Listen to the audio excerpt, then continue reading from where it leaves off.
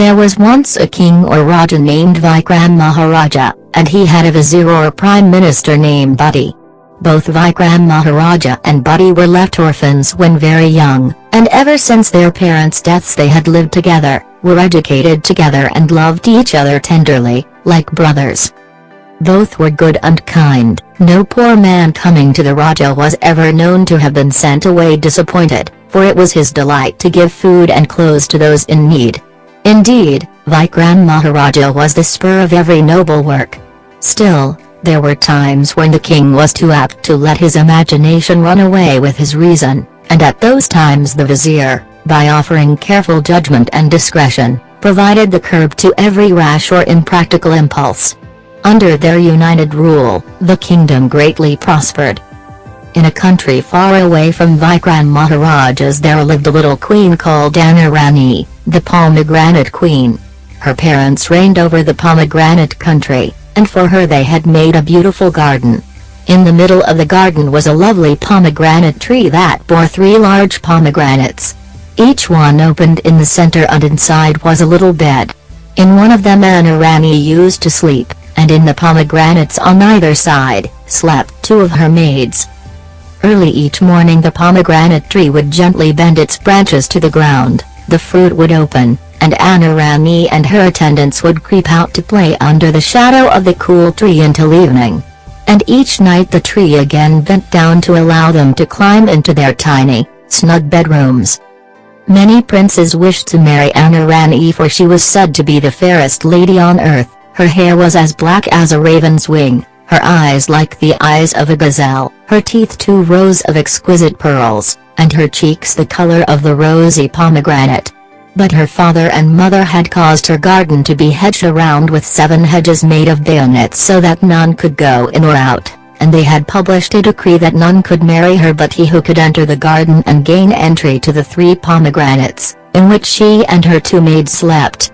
To do this, kings, princes, and nobles innumerable had striven, but striven in vain.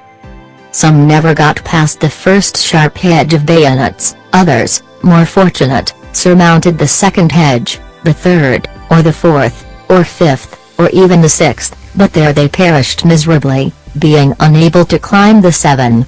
None had ever succeeded in entering the garden. Now in the palace of Vikram Maharaja there lived an old wizard, as powerful as he was wise, who much loved the king and his vizier. One day he said to Vikram Maharaja, "Sire, I have given you much wisdom in our years together. Now as a parting gift, since I can tell my days are coming to an end, ask of me what you will and it shall be yours: riches, power, beauty, long life, health, happiness, choose what you will have." Now it happened that near the palace there lived the son of a carpenter who was very cunning. For a long time he had been coming to where the wizard taught the Maharaja and hid close behind so he could overhear all their conversations and become very wise himself. No sooner, therefore, did he hear the wizard's offer to Vikram Maharaja, than he determined to return again when the king did, and find out the secret of the promised gift, whatever it may be. When Vikram Maharaja returned to the palace, he consulted his vizier and friend Buddy as to what he should ask for. "I have more than enough riches," he said, "and as king, I have enough power. For the rest of it I'd just as soon take my chances with other men, which makes me at a loss to know what to choose." Buddy said, "Is there any supernatural power you desire at all? If so, ask for that." "As a matter of fact," replied the Maharaja, "it has always been a great desire of mine to have the power to leave my body and translate my soul and sense into some other body, either of man or animal. I would rather be able to do that than anything else." "Then," said the vizier, "ask the wizard to give you the power." Next morning Vikram Maharaja went to have his final interview with the wizard. And the carpenter's son went, too, in order to overhear it. The wizard said to the Raja, "Vikram, what gift do you choose?" "O wizard," answered the king, "already I have plenty of wealth and power from being Raja. And of long life, health, and happiness, I would rather take my chances with other men. But there is a power which I desire above all else." "Name it, O good son of a good father," said the wizard. "Most wise wizard," replied Vikram Maharaja, "give me the power to leave my own body when I want, and translate my soul and sense and thinking powers into any other body that I choose, either of man, bird, or beast, whether for a day, or a year, or for 12 years, or as long as I like. Grant also that however long the term of my absence, my body may not decay, but that when I please to return to it again, I may find it still as fresh as when I left it." "Vikram," answered the wizard, "your wish is fulfilled," and he instructed the king by what means he should translate his soul into another body, and also gave him something which, being placed within his own body when he left it, would preserve it from decay until his return. The carpenter's son, who had been all this time listening outside, heard and learned the spell whereby the wizard gave Vikram Maharaja the power to enter into any other body, but he could not see or find out what was given to the king to place within his own body when he left it, to preserve it, so he was only master of half the secret. Vikram Maharaja returned home and told Buddy that he now knew the much-desired secret. "My first journey," he said to Buddy, "will be to fly to Pomegranate country and bring back for you Anna Rani, for I know that from the time the two of you chanced to meet years ago, you have desired one another." His friend was surprised and delighted. "I'd nearly given up on our love," he said, "knowing how impossible her parents made it to reach her, and even if I survived the attempt, that they would never approve a match for their daughter with a lowly vizier. How can you do what you suggest? I will transport myself into the body of a parrot and fly over the 7 hedges or bayonets that surround her garden. I'll go to the tree in the center of it, bite off the stalks of the pomegranates and bring them home in my beak." "That's wonderful," said the vizier. He picked up a parrot on the ground which had recently died. Vikram Maharaja, after placing within his own body the life-preserving charm, transported his soul into the parrot and flew off. On and on he went over the hills and far away until he came to the garden. Then he flew over the 7 hedges of bayonets, and with his beak broke off the 3 pomegranates, in which were Anna Rani and her 2 ladies. Holding them by the stalks, he brought them safely home to his palace. Then he immediately left the parrot's body and re-entered his own body. When Buddy saw how well he had accomplished the feat, he said, "Thank you. Already you have done well with your gift." All who saw Anna Rani were pleased with her beauty, for she was as fair as a lotus flower, and the vizier and Anna Rani were very happy indeed. But in a little while Vikram Maharaja said to Buddy, "Again, I have a great desire to see the world." "What?" said the vizier, "so soon again to leave your home?" "I love you and my people dearly," answered the king, "but I cannot but feel a longing to use this supernatural power of taking any form I please to see the world." "Where will you go? How long will you be?" asked Buddy. "I'll leave the day after tomorrow," answered Vikram Maharaja. "I noticed in the garden another beautiful parrot just died, a handsome bird, with a tuft of bright feathers on its head and ring about its neck. I shall take its form, and see as much of the world as possible."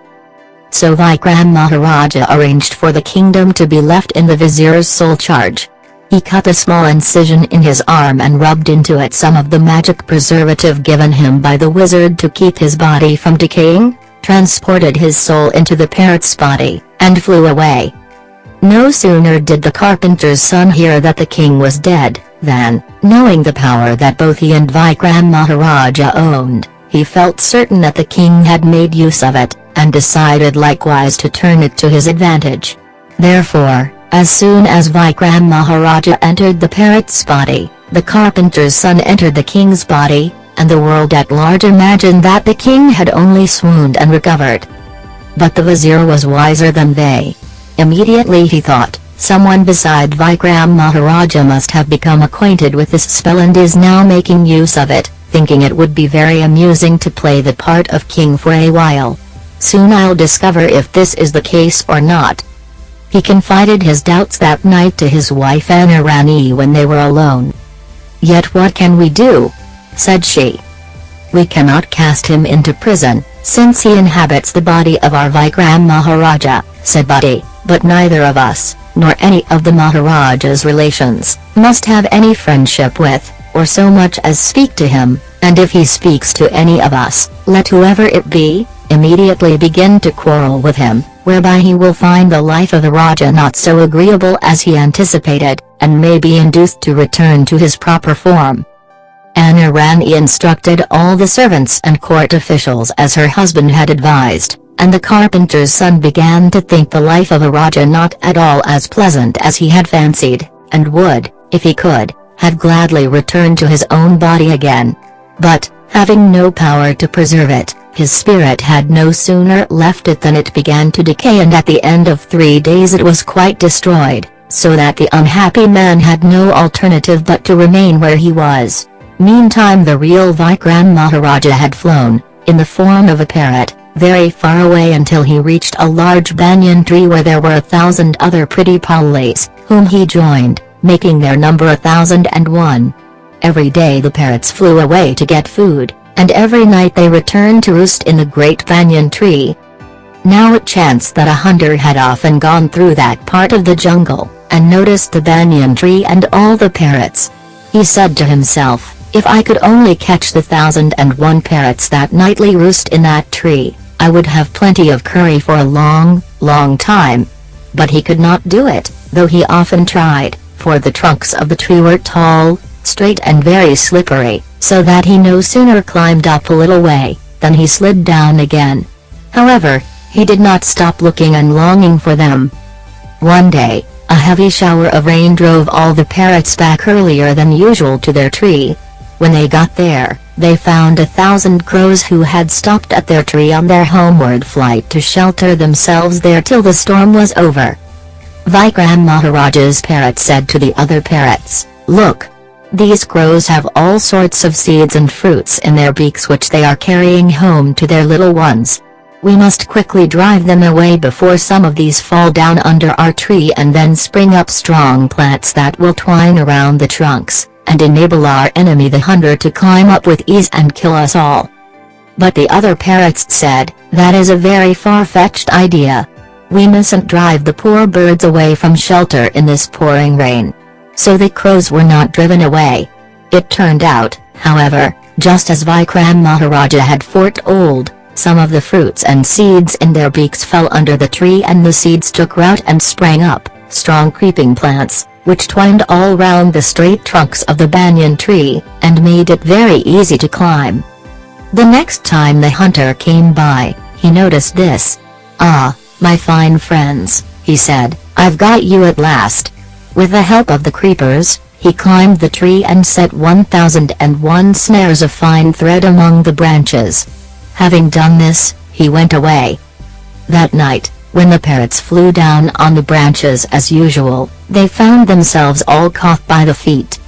"Crick! Crick! Crick!" cried they, "Crick!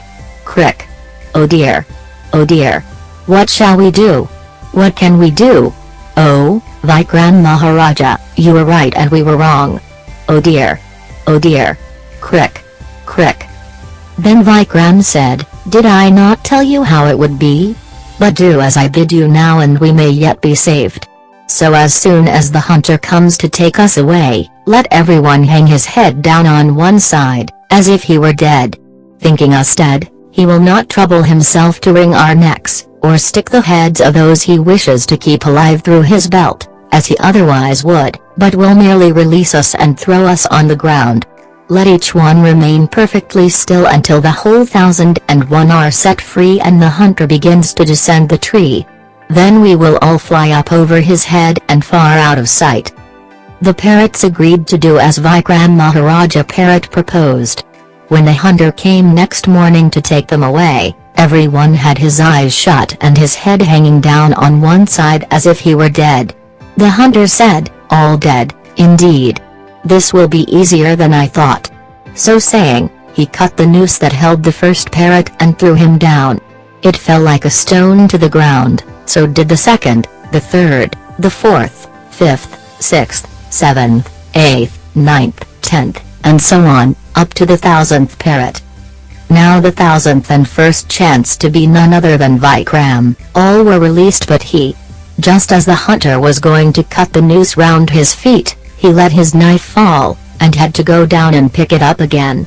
When the 1,000 parrots who were on the ground heard him coming down, they thought, the 1,001 must all be released now, and here comes the hunter. We must now fly away to safety.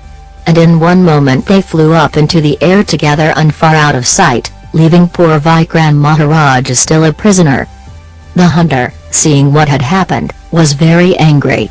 Seizing Vikram, he said, "You wretched bird, it's you that worked all this mischief. I know it must be, for you are a stranger here and different from the other parrots. I'll strangle you in any event, that I will." But to his surprise the parrot answered, "Do not kill me. What good will that do? Rather sell me in the next town. I am very handsome. And a parrot that talks as well as I do will fetch 1,000 gold mohurs, several $1,000s. 1,000 gold mohurs?" answered the hunter, much astonished. "You silly bird, who'd be so foolish as to give 1,000 gold mohurs for a parrot?" "Never mind," said Vikram, "only take me and try." So the hunter took him into town, and though most people laughed at the price, one merchant took a fancy to the talking bird, paid the 1,000 gold mohurs, and taking Vikram Maharaja home, hung him up in his shop. The parrot took on the duties of shopkeeper and talked so much, and so wisely, that everyone in town soon heard of the merchant's wonderful bird. Nobody cared to go to any other shop, all came to his shop, only to hear the parrot talk. The merchant sold them whatever they wanted, and they did not care how much he charged for what he sold, but gave him whatever he asked, insomuch that in 1 week, the merchant had made 1,000 gold mohurs over and above his usual weekly profits. In the shop, Vikram Maharaja parrot lived for a long time, made much of by everybody, and was happy. It was now 2 years since the Vikram Maharaja had left his kingdom. About 6 months before, Buddy, in despair of his ever returning, said goodbye to his wife and set out to seek him. Up and down through many countries had he gone, searching for his master, but without success. As good fortune would have it, however, he chanced to enter the village where the merchant lived, and overheard the villagers extolling the virtues of the famed parrot that lived in the merchant's shop. No sooner did he enter the shop and see the parrot, than he recognized Vikram.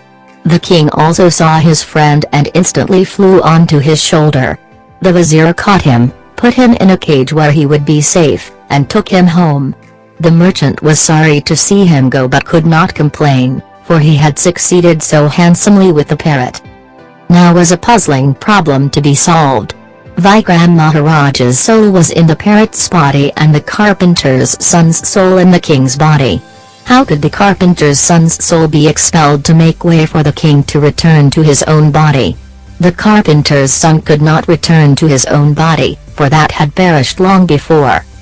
It happened that the pretend Maharaja and Buddy each had a fighting ram.